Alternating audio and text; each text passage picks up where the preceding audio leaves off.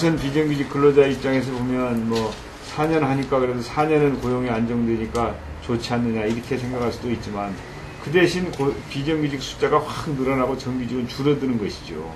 그러면 전체 국가적인 차원에서 보면은 고용의 질이 떨어지는 거니까 우리가 그건 안 된다 그래가지고 2년으로 한 거 아닙니까?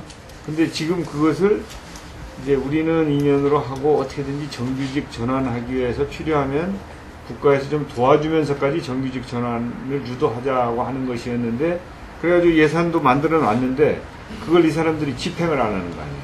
집행을. 작년도 추경 때 우리가 1,몇백억을 만들었잖아요. 1,185억. 네? 비정규직을 정규직으로 전환하는 편성까지 했는데 경우에는 지원을 해주기 위해서 예산을 만들어 놨는데 그거 다른데 우리 쓰고 싶은데 많은데 안 쓰고 비정규직 정규직화에다 해놨는데 이 사람들이 집행을 안 하잖아요. 집행을.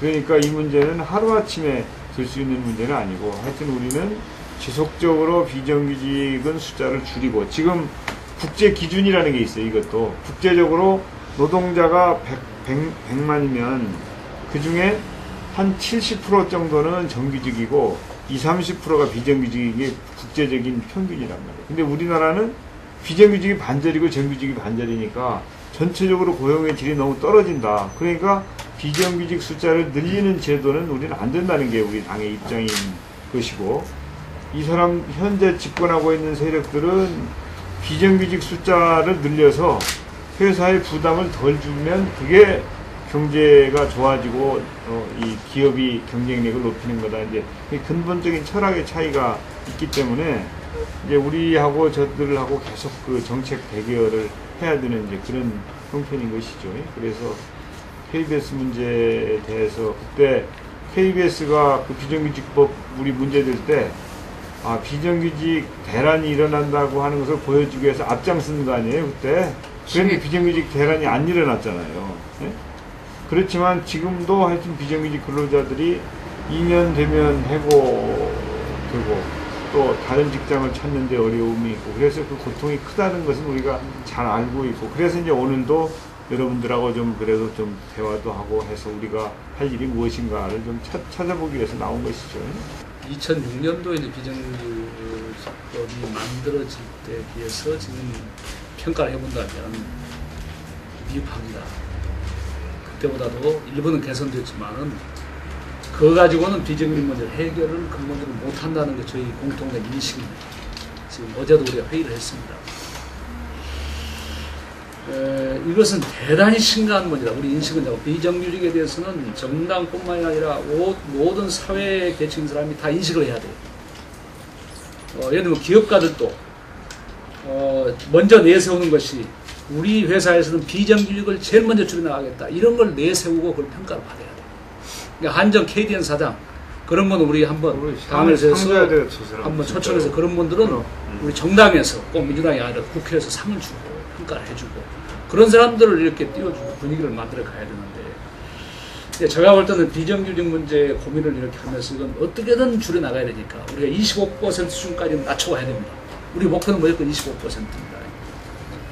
그래서 보니까 이제 한 3가지 문제로 이제 요약이 돼요. 우선은 이제 비정규직에 있는 사람을 정규직으로 전환을 유도해보자 이런 거 아니겠어요? 그래서 지난번에 우리가 전환 지원금 같은 거 돈을 만들어서 그런 유인 장치를 좀 만들어 봤는데 그것만 가지고는 안 돼요. 유인만 해서는 안 됩니다. 그 정도 돈 줘가지고 글쎄 얼마나 중소기업이나 이런 데 전화할지 모르겠지만 그것만 가지고 안 된다는 생각이 들어서 우리가 조금 종합적인 이번에 정책을 좀 준비를 했습니다. 예를 들면 기업의 사회적인 책임이라는 기업들이 입만 열면 사회적인 책임한다고 그러는데 거기에다가 비정규직을 우리는 얼마나 쓰고 있다. 대우를 어떻게 하고 있다. 이걸 공개하도록 해야겠어요. 공개하도록. 이거 이슈를 만들어야 됩니다. 사회적으로. 이슈를 만들어 가야 돼요. 네, 그런 부분도 시작해서 정규직 전환하는 걸 조금 더 고민해서 우리가 해야겠다. 전환 지원금만 가지고 안 되겠다는 게 우리 판단이에요, 지금. 그것도 지금 판단이 안 하고 있는데, 첫 번째는 전환하는 것이 문제고, 두 번째는 가장 큰 문제가 간접고용 문제더라고요. 이 문제를 어떻게 해결할 것인가, 간접고용. 이 간접법에서 파견 나온 사람들은 버젓하게 중소기업의 정규직으로 분류가 된 사람이 많아요. 이게 실제적으로 비정규직이면서 이게 그 문제를 어떻게 할 것이냐. 그래서 어제 우리가 이 법을 고치자. 그래서 간접법 형태로 의해서 차별도에 대한 처벌할 수 있도록 그걸 고쳐나가자 하는 쪽으로 이제 정리를 하고 있고, 세 번째 문제는 애당초부터 발생을 안 하게 하겠다는 거예요. 만들어 놓으면 전화시키면 어려우니 애당초부터.